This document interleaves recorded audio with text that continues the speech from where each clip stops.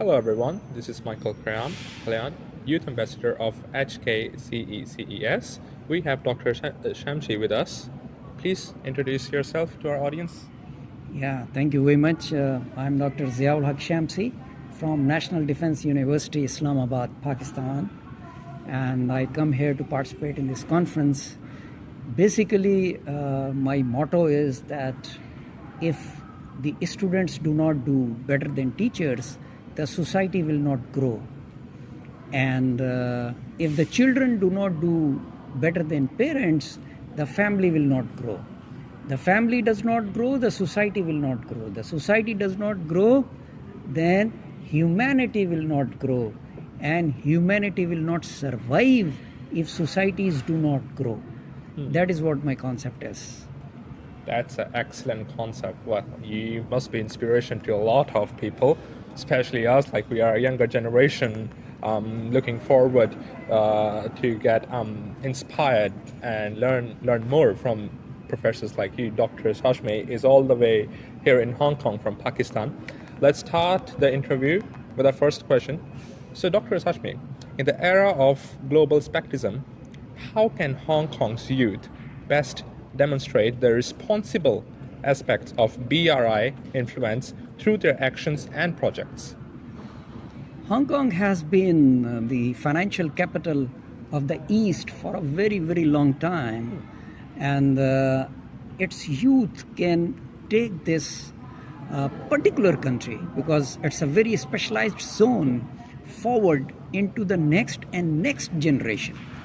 So the beauty of the Hong Kong is that it is always ahead of its time. It has been historically ahead of its time. So therefore, it's the responsibility of the youth now that they do not think of next generation. They should think of next and next generation. Why? Because we are already in next generation. So this was the argument presented by one of the speaker, and I really liked it, and because I also believe in the same way that it is time for the youth to take charge. It is time for the youth to take charge, because our generation has failed to bring peace and stability in the world.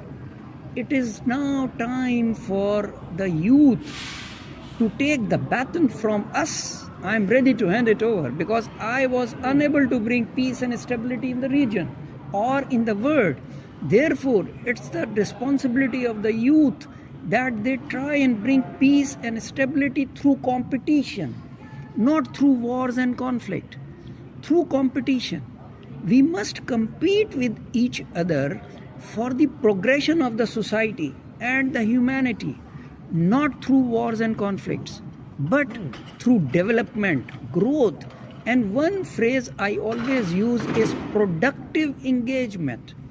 It is not that we meet, have the photo session, and then depart. We must meet to have some productive engagement so that we positively contribute for the nature, for the climate, for the people, for the growth, and for the sustained development of the society. Well, that was a fantastic answer. Let's move on to the next question. From strategic point of view, what is the most significant long-term opportunity the BRI offers to the youth of Hong Kong and Pakistan both? Yes.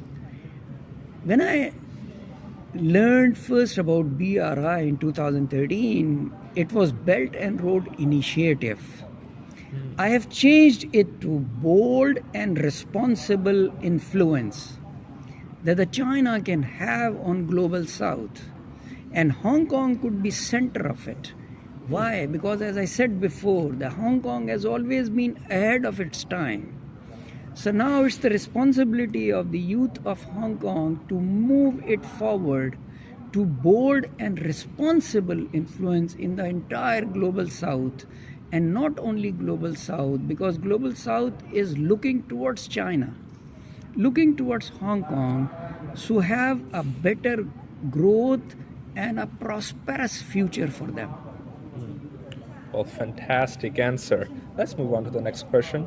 how can young professionals in fields like law, finance, and logistics help ensure BRI projects are not just bold in scale but also sustainable and community focused?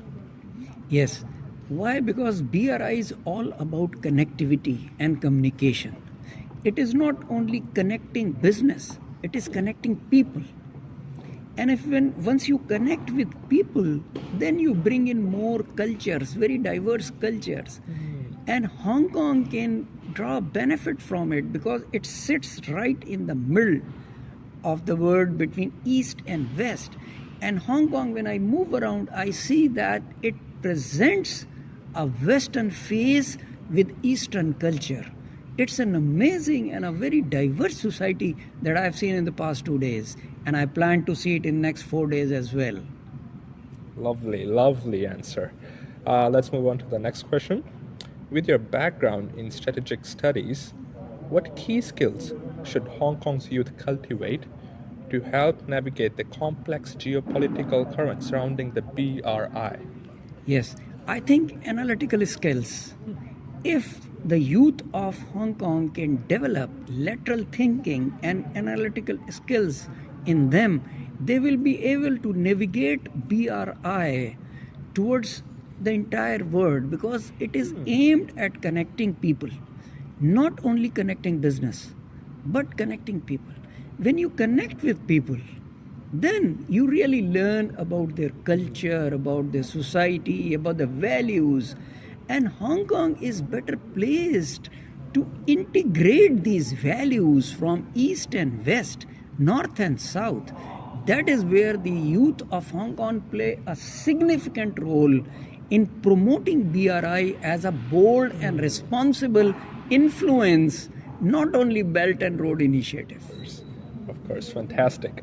Let's move on to our last question. Last but not least, how can the younger generation act as bridge builders to foster greater trust and understanding around BRI initiatives in an increasingly polarized world? Yeah, as I said, it is the responsibility of the youth to take charge because my generation has failed to bring peace and stability.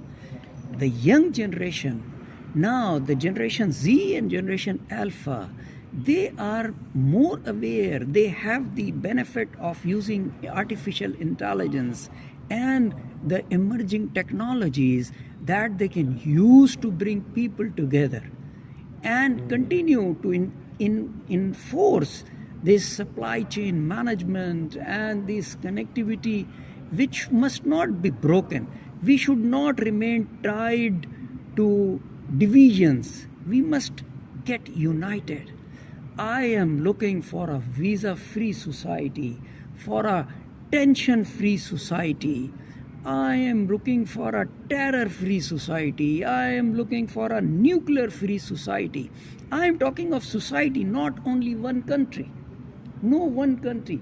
It's a society between East and West, North and South. Once the society is merged together, only then we will have a sustained growth and stability in the entire humanitarian world.